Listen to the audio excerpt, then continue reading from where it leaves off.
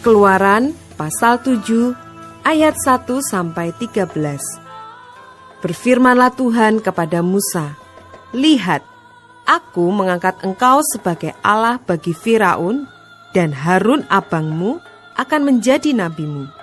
Engkau harus mengatakan segala yang kuperintahkan kepadamu, dan Harun abangmu harus berbicara kepada Firaun, supaya dibiarkannya orang Israel itu pergi dari negerinya.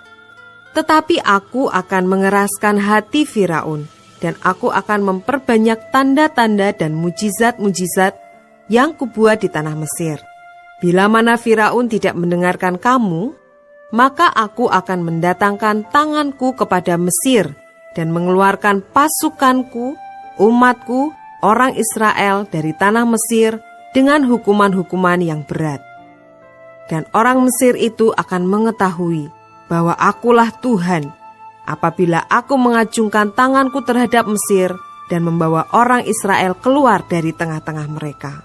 Demikianlah diperbuat Musa dan Harun, seperti yang diperintahkan Tuhan kepada mereka. Demikianlah diperbuat mereka. Adapun Musa 80 tahun umurnya dan Harun 83 tahun ketika mereka berbicara kepada Firaun. Dan Tuhan berfirman kepada Musa dan Harun, "Apabila Firaun berkata kepada kamu, 'Tunjukkanlah suatu mujizat,' maka haruslah kau katakan kepada Harun, 'Ambillah tongkatmu dan lemparkanlah itu di depan Firaun,' maka tongkat itu akan menjadi ular." Musa dan Harun pergi menghadap Firaun, lalu mereka berbuat seperti yang diperintahkan Tuhan. Harun melemparkan tongkatnya di depan Firaun dan para pegawainya, maka tongkat itu menjadi ular. Kemudian Firaun pun memanggil orang-orang berilmu dan ahli-ahli sihir, dan mereka pun ahli-ahli Mesir itu membuat yang demikian juga dengan ilmu mantra mereka. Masing-masing mereka melemparkan tongkatnya, dan tongkat-tongkat itu menjadi ular. Tetapi tongkat Harun menelan tongkat-tongkat mereka. Tetapi hati Firaun berkeras, sehingga tidak mau mendengarkan mereka keduanya, seperti yang telah difirmankan Tuhan.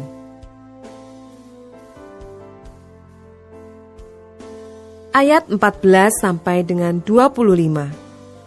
Tulah pertama, air menjadi darah. Berfirmanlah Tuhan kepada Musa, "Firaun berkeras hati, ia menolak membiarkan bangsa itu pergi.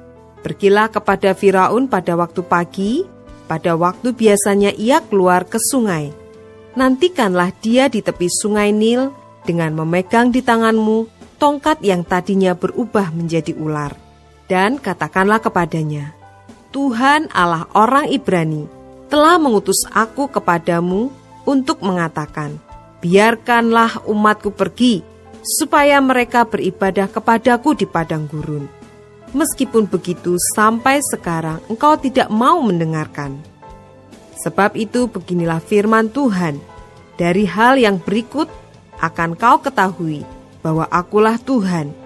Lihat, dengan tongkat yang di tanganku ini, akan kupukul air yang di sungai Nil, dan air itu akan berubah menjadi darah.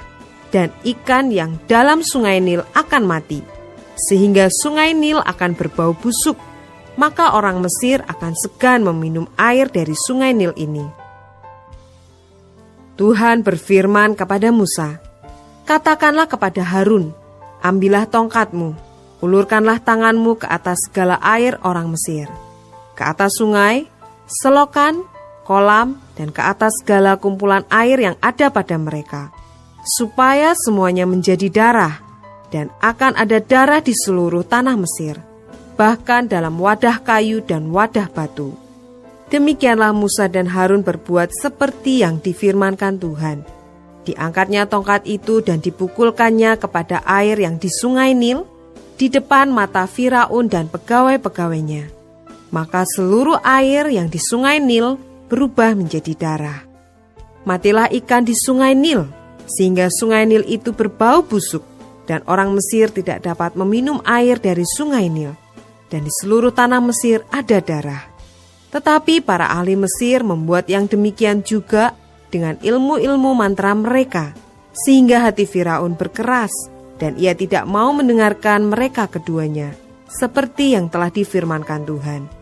Firaun berpaling, lalu masuk ke istananya, dan tidak mau memperhatikan hal itu juga. Tetapi semua orang Mesir menggali-gali di sekitar sungai Nil, mencari air untuk diminum, sebab mereka tidak dapat meminum air sungai Nil. Demikianlah genap 7 hari berlalu setelah Tuhan menulahi sungai Nil.